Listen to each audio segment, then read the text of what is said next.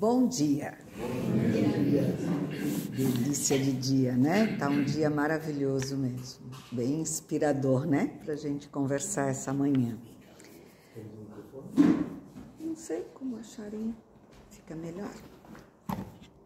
Aumenta a voz. Isso. Aí eu não preciso falar muito. Isso. Então,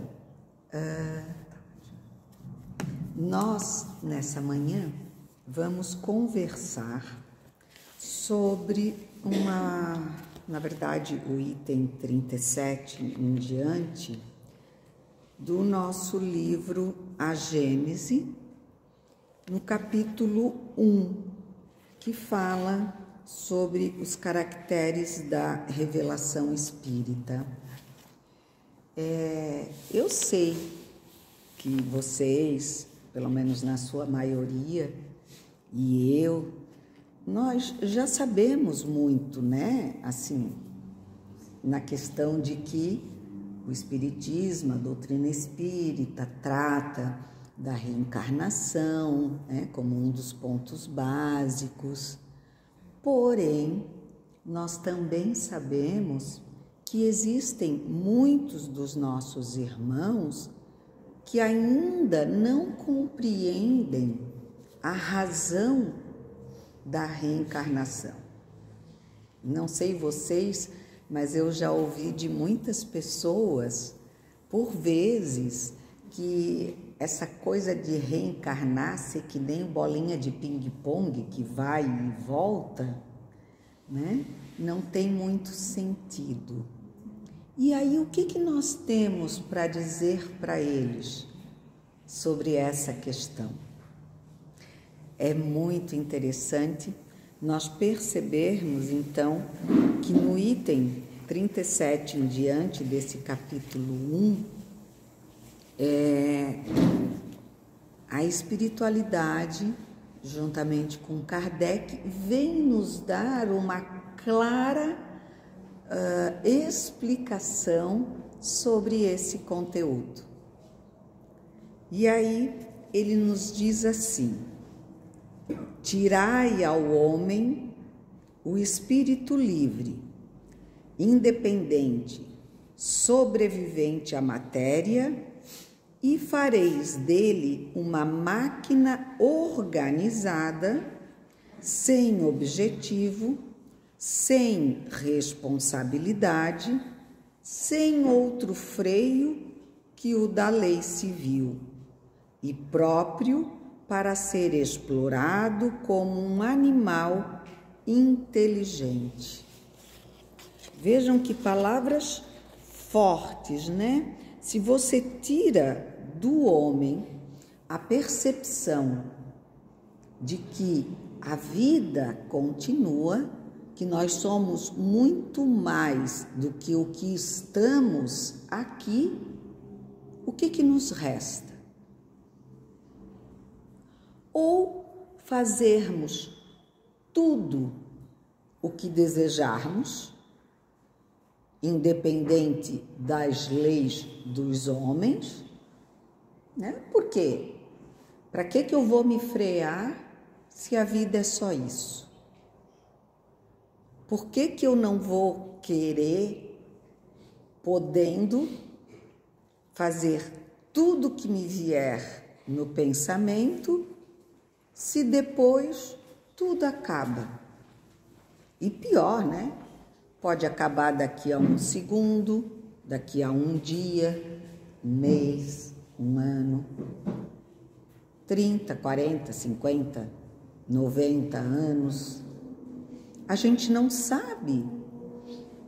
Então, como diriam, para que deixar para amanhã o que eu posso viver hoje? Amanhã é outro dia, amanhã eu me resolvo. Hoje eu vou curtir o que eu posso, gastar o que eu posso, fazer tudo que eu tiver vontade, porque eu não sei se eu vou estar vivo. E como morrer acaba tudo, eu vou experimentar tudo. Não seria uma ideia bem clara e até, digamos assim, positiva né? Por uma vida que pode acabar daqui a pouco?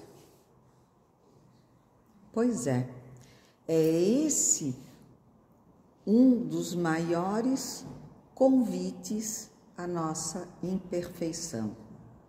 É por isso que muitos de nós ainda vivem como se o mundo fosse acabar amanhã e, assim sendo, fazem de tudo para o seu único prazer, mesmo que assim seja passar por cima de qualquer um de nós. Ou, ao invés de fazermos tudo o que queremos, por não esperar nada mais do amanhã, nos tornamos dependentes daqueles que possam nos manipular, daqueles que algum sentimento, alguma consciência do certo e do errado já lhe toca o coração e a mente, vai preferir nada fazer de errado, mas também não tem muita visão do que possa ser o certo, já que a minha vida pode acabar daqui a pouco. Então, me deixo conduzir por aqueles que me fazem acreditar que são os mais inteligentes e, por que não dizer, os mais espertos. E assim me deixo escravizar como uma máquina que é manipulada por aqueles que sabem apertar-lhe os botões. E é por isso, ou também por isso, que nós podemos passar a compreender um pouco mais os nossos irmãozinhos que ainda, né, se deixam levar pelas maldades desse plano, dessa terra ainda de provas e expiações. Porque só quando nós temos consciência das nossas responsabilidades, é que então passamos a cuidar da nossa conduta. Quando papai e mamãe lá atrás dizem pra gente, não, você vai sair, mas tem que chegar em casa a tal hora. E você chega a tal hora por quê? Porque você sabe que se não chegar, você vai ter que responder pela sua falta. E aí vai ficar sem sair no próximo fim de semana, né? Vai ficar podado de alguns prazeres durante a semana. Hoje em dia eu não sei se os pais ainda fazem assim. No meu tempo era assim. A gente tinha a consequência das nossas más escolhas. E aqueles que acreditam e confiam na questão da reencarnação, do nosso progresso constante, do nosso dever constante para conosco, para com o nosso próximo e para com as leis, principalmente as leis divinas, nós tentamos, pelo menos, né? Procuramos, dentro das nossas capacidades, nos conduzir da melhor maneira possível. Continuando, ele diz assim: não esperando nada depois da morte, nada o detém para aumentar os gozos do presente. Se sofre, não tem em perspectiva, senão o desespero e o nada por refúgio. Com a certeza do futuro, há de encontrar aqueles a quem amou, o medo de rever aqueles a quem ofendeu, todas as suas ideias mudam. O Espiritismo não fizesse senão tirar o homem da dúvida com respeito à vida futura, teria feito mais pelo seu adiantamento moral do que todas as leis disciplinares que o freiam algumas vezes, mas não o transformam. Né? Porque assim, a gente tenta, não é? Voltando ao exemplo anterior, mamãe dizia, chega em casa às 10. Aí a gente chegava na primeira vez às 10, na segunda vez às 10h05 e ia tentando aumentar esse tempo gradativamente, né? Como quem quer ludibriar aquela lei. E muitos de nós conseguíamos, né? Porque a partir do momento que os pais passavam, às vezes, a confiar no horário, não, mas a minha filha, o meu filho chegam sempre na hora que eu mando. Relaxavam, iam descansar, não ficavam mais acordados esperando pelo retorno. E aí, das 10 horas, começavam a chegar às 10h30, 10h30 deu tudo certo, entra em casa na pontinha do pé, não faz barulho, né? Aí chega às 11, tá tudo bem, estão dormindo tranquilos, até que a gente uma hora se perdia plenamente no horário. E aí a coisa pegava. A nossa vida, como encarnados, não é tão diferente. Quando não prestamos a atenção no que realmente estamos e viemos por fazer aqui. Nós viemos para o trabalho. Como dizem, a gente não veio para cá a passeio. Porém, nós temos uma lei tão boa, tão maravilhosa, tão plena de amor, enviada pelo nosso Pai, que nos dá a oportunidade e a possibilidade de, mesmo em trabalho, nós ainda termos o prazer. Convivermos com pessoas amadas, termos nossas famílias, temos a possibilidade de escolher, inclusive, o trabalho e como queremos executá-lo. Né?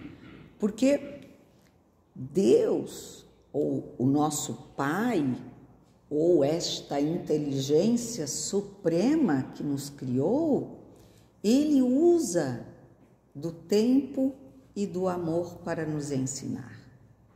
E assim sendo, Ele não nos obriga a nada, apenas nos dá as possibilidades de arcarmos com as nossas escolhas. E assim sendo, cada um de nós fará dessa oportunidade de acordo com a sua consciência, com o seu grau de conhecimento.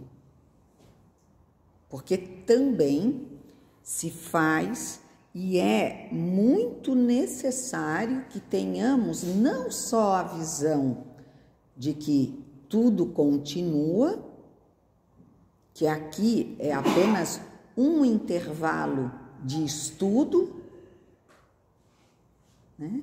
Aqui é a nossa saída de casa para o aperfeiçoamento. Não é assim que nossos filhos hoje fazem, ou uma boa parte, muda de cidade porque a faculdade que quer fazer está em outro município ou em outro estado, ou até mesmo em outro país. E lá eles vão, estudam, muitos retornam, outros ficam.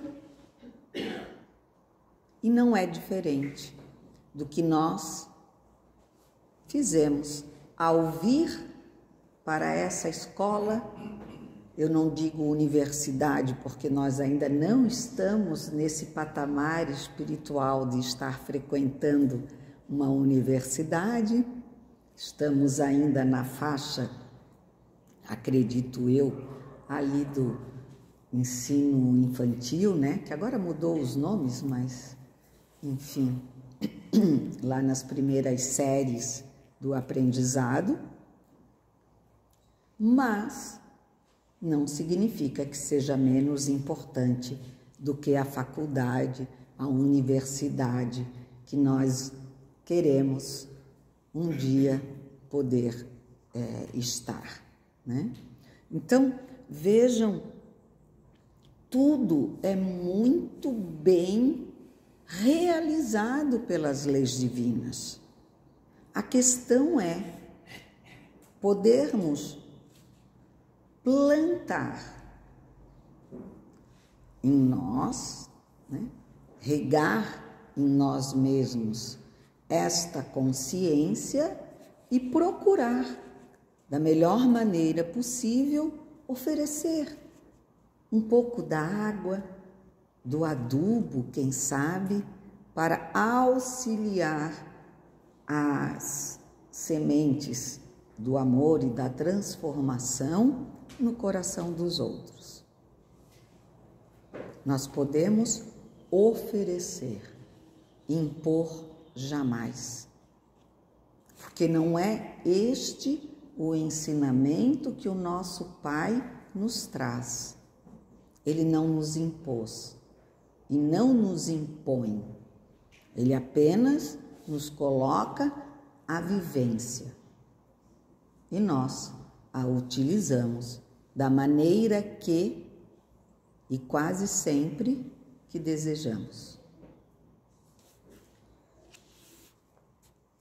Sem a pré-existência da alma, a doutrina do pecado original não é apenas irreconciliável com a justiça de Deus, que torna todos os homens responsáveis pela falta de um só deles.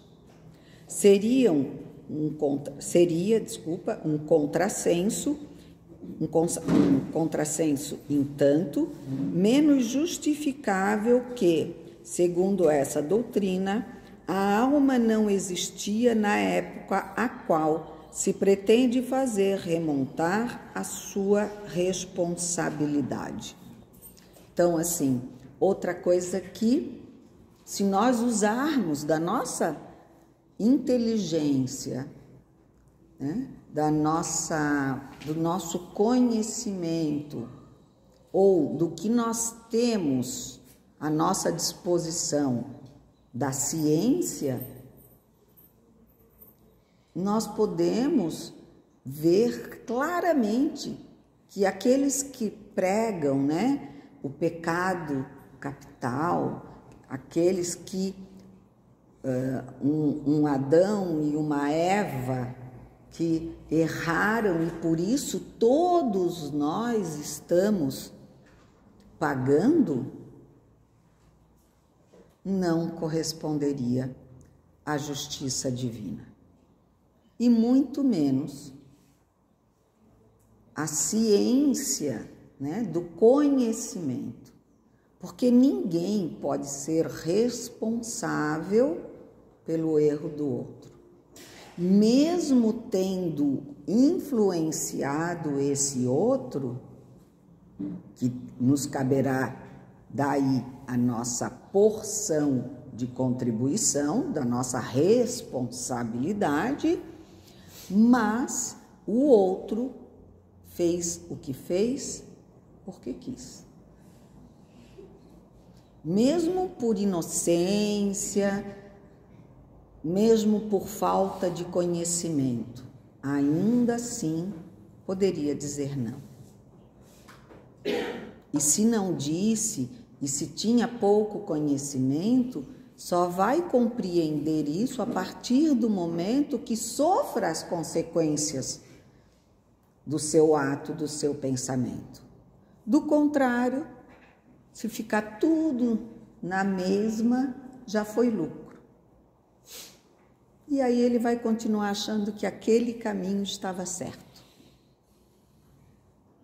Então, sentir as consequências dos nossos atos nos faz cuidar para que possamos nos conduzir a atos de melhor resultado. Né? Se eu fui por ali e cheguei na rua sem saída, eu vou sofrer a consequência de ter que voltar tudo para escolher o novo caminho. E é essa consequência que vai me fazer ficar o quê? Mais atento na minha rotina. Porque eu não vou querer caminhar mais não sei quantos quilômetros para dar novamente numa rua sem saída, não é?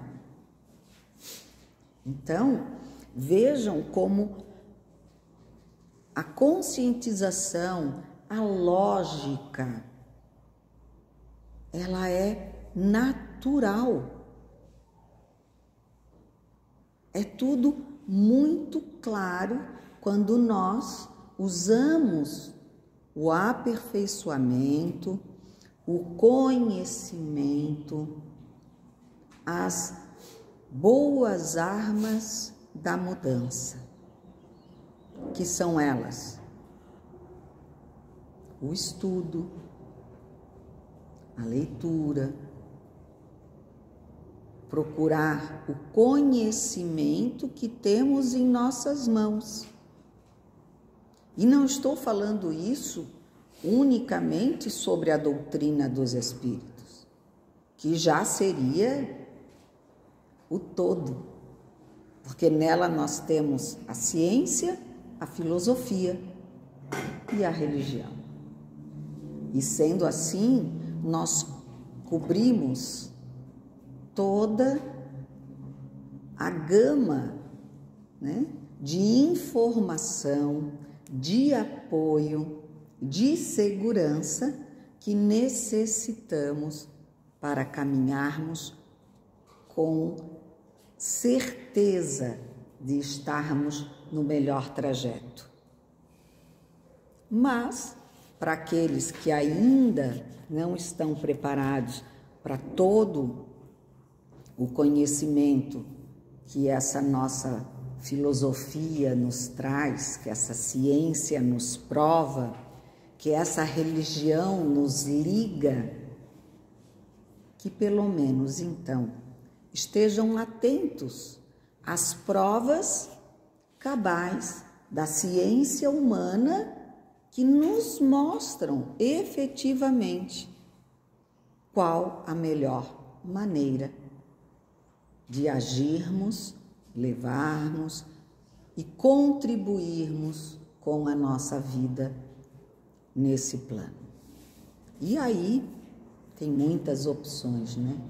Desde cuidarmos em reciclar, por exemplo, os dejetos orgânicos da nossa alimentação, até economia de energia, enfim, existe tanto a fazer, mesmo que não se pense em religião, em ligação com o divino, em provas e expiações. Cada um de nós contribuindo para o bem do todo, estamos, querendo ou não, conscientes ou cientes ou não, agindo como verdadeiros filhos do Pai. Essa consciência de cuidar de mim e do outro é tudo que o nosso Pai nos pede. Cresça, cuide-se e auxilie sempre que possível o outro. E aí eu trago Francisco de Assis quando diz: e se precisar, aí falem. Porque não tem coisa melhor para mudar ou chamar a atenção de alguém do que o exemplo. As palavras voam, mas o exemplo fica.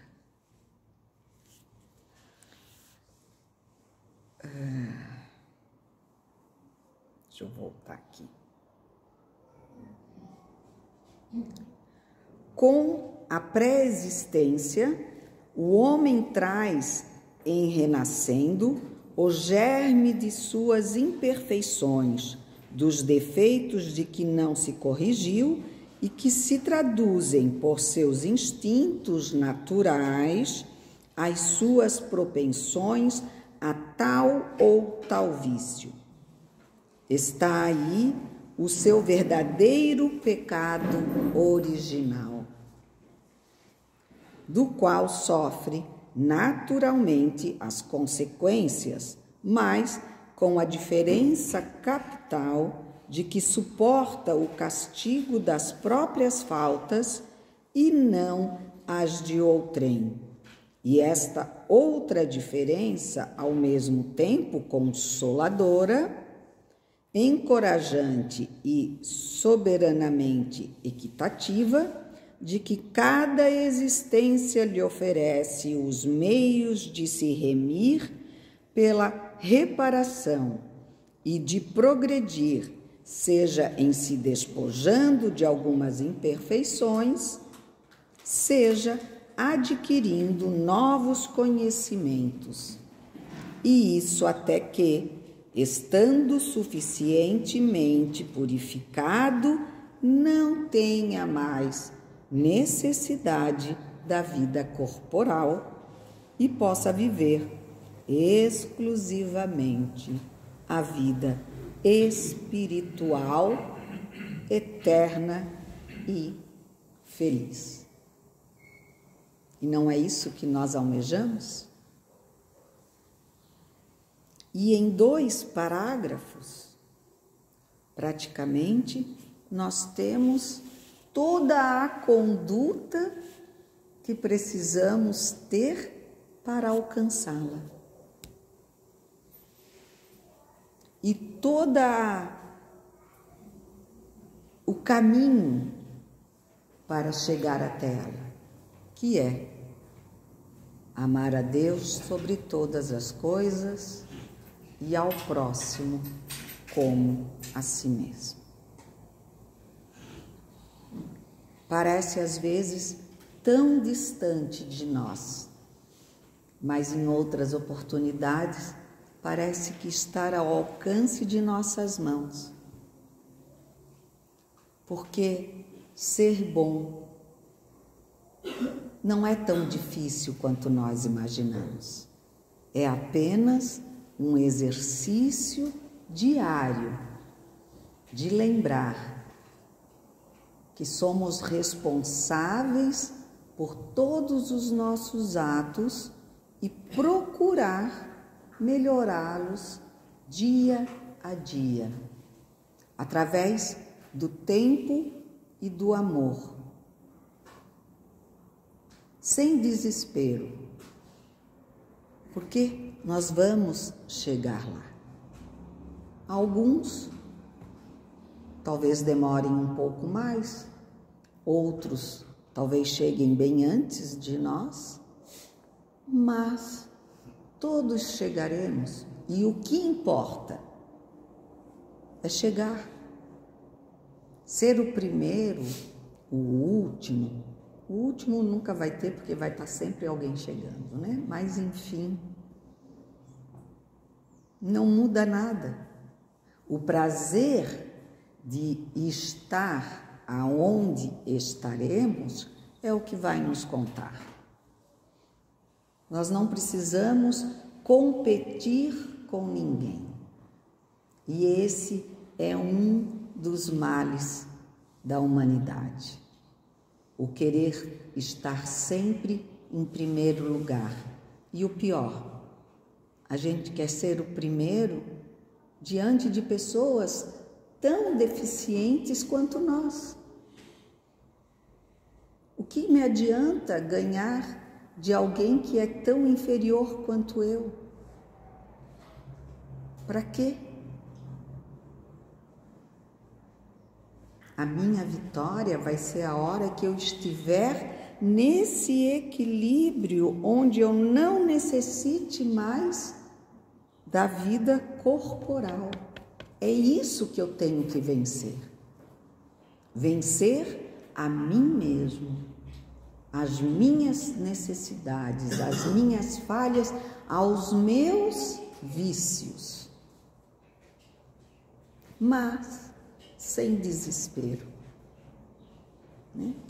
Porque nem sempre dá tão certo. Mas aquilo que a gente conseguir, com certeza já será um grande ganho. Não é isso que às vezes nós falamos, voltando à história dos filhos?